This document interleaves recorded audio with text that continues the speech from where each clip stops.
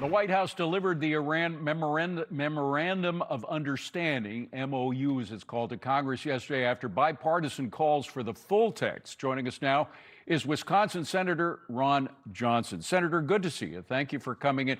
Just overall, what do you make of this memo? Well, David, I think it recognizes reality. And again, it's a reality that I'm sure President Trump doesn't like. I don't like it. But you ignore reality at your own peril.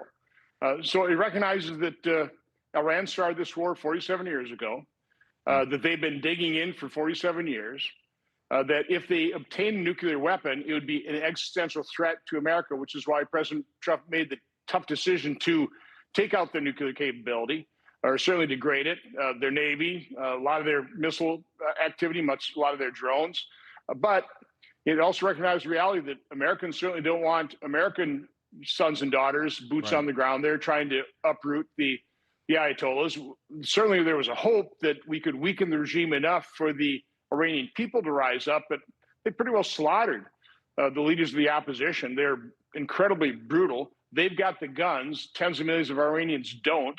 And so that's the basic reality. They closed the Strait of Hormuz. That's awful for the world economy, for the American economy. And so President Trump's, I think, just dealing with that reality.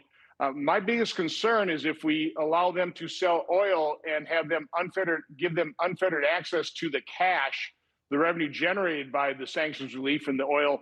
I hope that doesn't happen. I hope the Treasury Department maintains control, and sure, let him use that money to rebuild what's been destroyed. That's fine for the benefit of the Iranian people, but don't let them use that money to fund their proxies and their wars in the Middle East. Well, will Congress have an opportunity, and frankly, they may mess it up as well. They've been known to do that in the past, but to weigh in on the memorandum in a way that would be voted on, either as a treaty or some such? Listen, Congress over the decades has gotten us $39 trillion into debt. Yeah. Other than caterwauling, I'm not sure what constructive role we can really play. Certainly not. It hasn't been a supportive role of the president from the Democrat side. And so, I just don't know what value Congress brings into this thing. We can debate it. That's fine. We can go on shows like this to state our opinion. But we've got one commander in chief. I've supported the very difficult decision he made, as well as I recognize the fact that President Trump in my lifetime is probably the president least likely to get us involved in a long-term conflict like this. I mean, he hates war.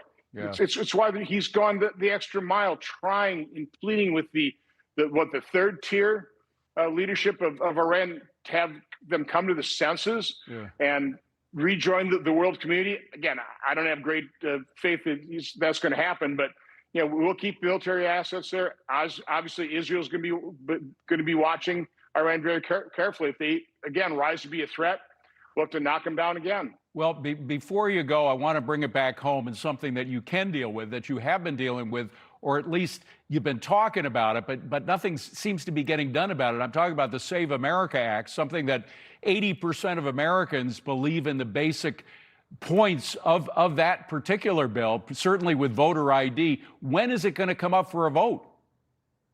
Well, we've been voting on it. Unfortunately, every Democrat's opposed to it because it's any kind of voter integrity measure is existential to their game plan of turning America into one-party nation. I mean, that's why they flooded America with millions of unvetted immigrants.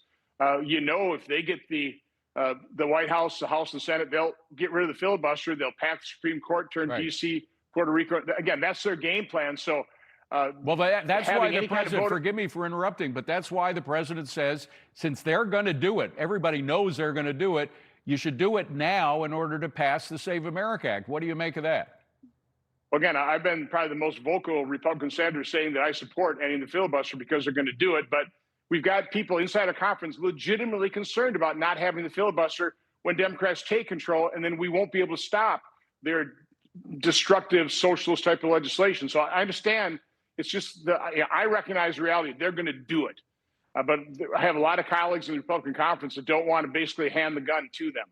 So there's no chance we're gonna get Save America Act before the election.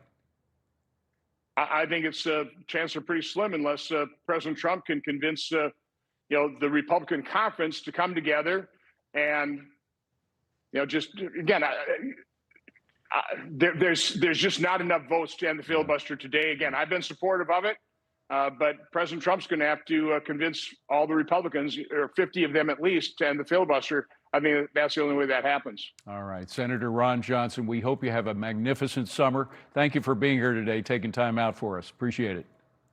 Take care.